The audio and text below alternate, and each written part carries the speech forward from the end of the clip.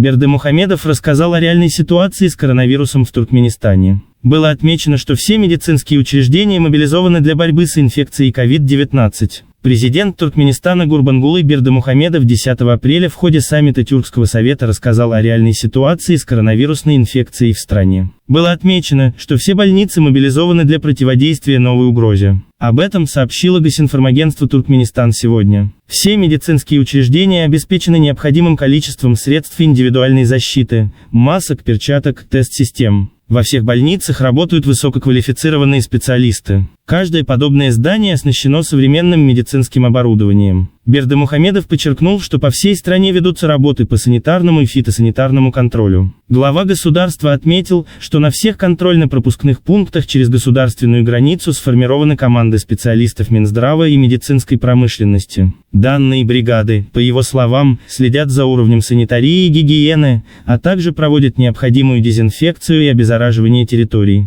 Президент добавил, что в Туркменистане были усилены пограничный, миграционный и таможенный режимы. Было отмечено, что ограничены воздушные сообщения с другими странами в целях недопущения распространения вируса в стране. Лидер страны подытожил данную часть своего выступления заявлением о том, что сейчас в государстве нет коронавируса. Внимание было также акцентировано на активном взаимодействии Туркменистана с ООН и ВОЗ в соответствующем направлении. Он выделил тот факт, что данная работа будет расширяться.